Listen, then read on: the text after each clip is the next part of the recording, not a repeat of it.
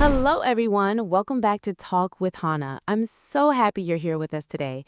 Whether you're listening on your commute, at home, or taking a little break, we're really glad you chose to spend this time with us.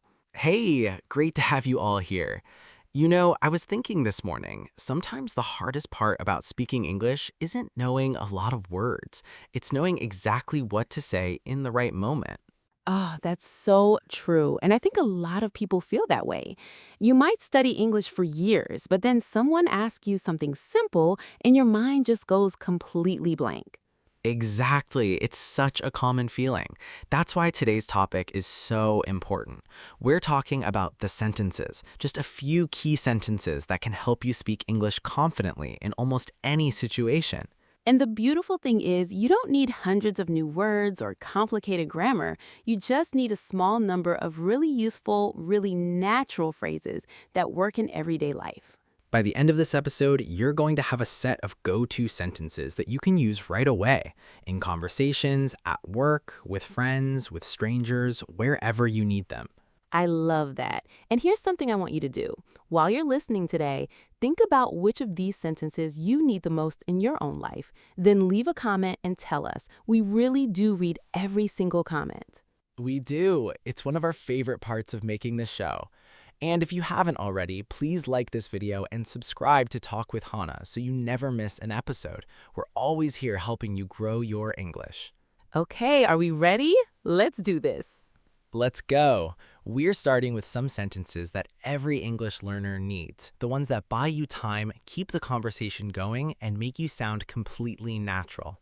All right, so the first group of sentences we're talking about today are what I like to call time-buying sentences.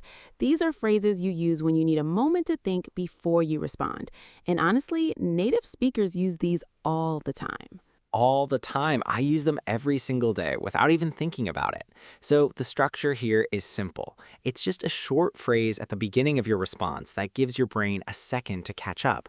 Right, so let's look at some examples. The first one is, that's a good question. You can say this when someone asks you something and you need a moment to think.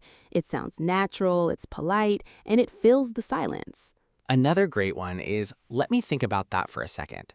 This is so useful because you're being honest. You're saying, hey, I'm thinking, but it sounds totally relaxed and natural. It doesn't sound like you're struggling. And then there's, how do I put this? This one is great when you know what you want to say, but you're looking for the right words. It's honest, and it sounds very natural in English conversation. Oh, I love that one. Here's another. You know what? That's actually a really interesting point. You're buying time and making the other person feel good. 2 for 1. Can you think of a time when you needed to buy a little time in a conversation? Maybe an interview or meeting someone new? Write it in the comments. We'd love to hear your story. Now, what about the negative form? What if you simply don't know the answer and you don't want to pretend? You can say, I'm not sure, but I think. This is honest, but it also shows you're trying. That's really important in English conversation. And if you really don't know, it's completely okay to say, I don't know off the top of my head, but I can find out. That sounds professional, it sounds honest, and people respect it. You don't have to pretend to know everything. Can you practice that one right now? Say it out loud. I don't know off the top of my head, but I can find out. Say it like you mean it. Confidence is everything. The key with all of these sentences is your tone. If you say them calmly and naturally, people won't even notice that you needed a moment. They'll just think you're a thoughtful speaker. So to quickly summarize this section, time-buying sentences like, that's a good question, let me think about that, and I'm not sure, but I think are your best friends in conversation. They keep things flowing naturally while giving your brain the time it needs. Okay, let's move to our third group of sentences. These are just as important as the first group, maybe even more important for English learners. We're talking about sentences you use when you don't fully understand something or when you want to make sure you understood correctly. This is huge. So many people are afraid to say they didn't understand because they think it makes them look bad. But actually, asking for clarification is a sign of a strong communicator. That's such a good point. And in English, there are really natural ways to do this. The most basic one is, sorry, could you say that again? This is polite, simple, and completely normal. A slightly more formal version is, I'm sorry, I didn't quite catch that. Catch here means understand or hear. It's a very common expression. I didn't catch that. You'll hear this everywhere. And then there's my personal favorite. Just to make sure I understood, you're saying that this one is powerful because you're repeating back what you heard, which shows you were listening, and it gives the other person a chance to correct any misunderstanding. Let's do a quick demonstration. Imagine I say to you, we need to reschedule the meeting because of the conflict on Thursday. And I could respond, just to make sure I understood, you want to move the meeting to a different day because Thursday doesn't work. Exactly. And that shows I was listening, I'm engaged, and I want to get it right. That's impressive in any language. Now, let's compare formal and informal. In a work email or meeting, you'd say, could you please clarify what you meant by that?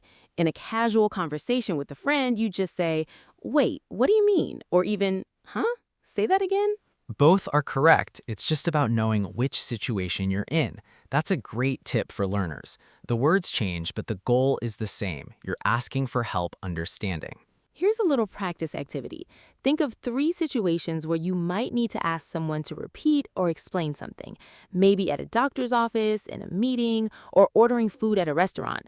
Write those situations in the comments. First, your situation. Second, which sentence you would use. Third, why you chose that one. Oh, I love that. And remember, it's always better to ask and understand than to nod and be confused. In any language, in any culture, understanding matters more than pride. So try using one of these sentences today. Next time someone says something you didn't quite catch, use it. Sorry, could you say that again? Simple, powerful. To review this section, we covered how to ask for repetition, how to check your understanding, and how to adjust your language from formal to informal. These sentences will make your conversations so much smoother. Okay, we have to talk about mistakes. And I'll be honest, both of us have made these mistakes. When you're learning a language, mistakes are not just normal, they're necessary. But if we can help you skip a few of the most common ones, that's even better. So let's go through some mistakes we see learners make with exactly the kinds of sentences we've been teaching today.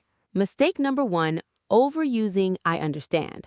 Learners sometimes say I understand over and over, and it starts to sound robotic. In real conversation, mix it up. Say got it, okay, right. That makes sense. Or I see. All of these mean the same thing, but sound much more natural. Incorrect, I understand, I understand, I understand. Correct, got it, or that makes sense, or okay, I see. See the difference? One sounds like a recording, the other sounds like a real person. Mistake number 2, saying please repeat instead of could you say that again? In English, please repeat sounds a bit stiff and unnatural in everyday conversation. It sounds like a command almost. The natural version is softer. Could you say that again? Or sorry, I didn't catch that. Why is this? Because English conversation tends to use indirect, polite phrasing when making requests. Could you and would you mind are much more natural than direct commands, even polite ones. Mistake number 3, translating directly from your first language. This one's tricky because we all do it, but sometimes a phrase that works perfectly in your language sounds strange in English. For example, in some languages, you might say something that translates to, I want you to explain more, but in English we say, could you explain more, or can you tell me more about that? The structure is completely different. And the best way to fix this is to learn whole phrases, not just words. Don't translate word for word. Learn the whole sentence as one unit. And mistake number 4, speaking too quietly because you're nervous. This one isn't really a grammar mistake, but it has a huge effect on how confident you sound.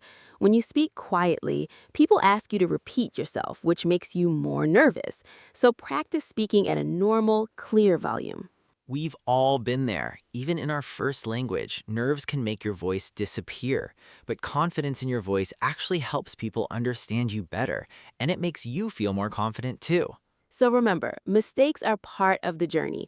Every single person who speaks English well has made every mistake we just talked about. It's not about being perfect, it's about getting better every day. You're doing great just by being here and learning. Keep going, keep practicing, and use the comments to ask us anything. We are here for you. All right, it's practice time. This is my favorite part of every episode. We're going to do a choose the correct sentence activity. I'll give you a situation and you decide which sentence is better. Ready? Ready, and I want you to actually say your answers out loud, okay? Not just think them, say them. Okay, situation one. Your colleague says something and you didn't hear it clearly. Do you say A, please repeat, or B, sorry, I didn't catch that. Could you say that again? B is definitely more natural. Please repeat is understood, but it sounds a bit abrupt. Option B is polite, warm, and very normal in English conversation. Situation two. You want to keep a conversation going after someone tells you about their weekend. Do you say A, okay, or B, oh really? That sounds fun. What was the best part? B, absolutely. Okay, stops the conversation. Option B invites more sharing and shows you're genuinely interested. Even if you say it simply, the follow-up question makes all the difference. Situation three. Someone asks you a difficult question. Do you say A, I don't know, or B, that's a good question. Let me think about that for a second. B again. Both are honest, but B sounds thoughtful and engaged. It shows the other person you respect their question and you're taking it seriously. Now, here's a challenge for you. Create your own situation. Write a real situation from your life where you could use one of today's sentences. Post it in the comments and I'll reply with feedback. I genuinely love reading these. And don't worry about being perfect. Write it the best way you can. We're not looking for perfection. We're looking for effort, practice, and courage. That's what language learning is all about.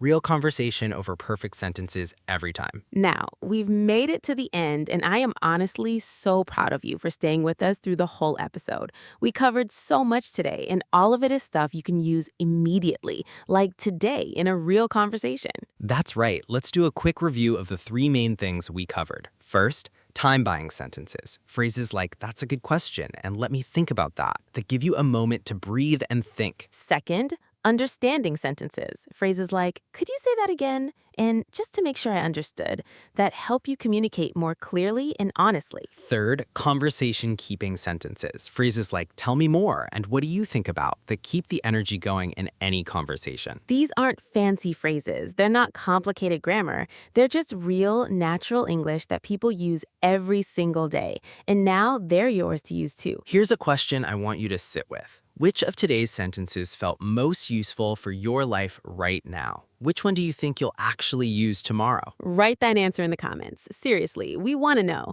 And while you're there, please give this video a like, share it with a friend who's learning English, and subscribe to Talk with Hana if you haven't already. Every time you share, you help another learner find us, and that means the world to us. Learning a language is one of the bravest, most beautiful things a person can do. It takes courage to speak in a language that isn't your first, and every time you try, every single time, you're getting better. Don't forget that. We believe in you completely, and we'll be right here every week with more practical, friendly, real-world English lessons just like this one. Thanks so much for listening to Talk with Hana. Keep practicing, keep speaking, and we'll see you next time.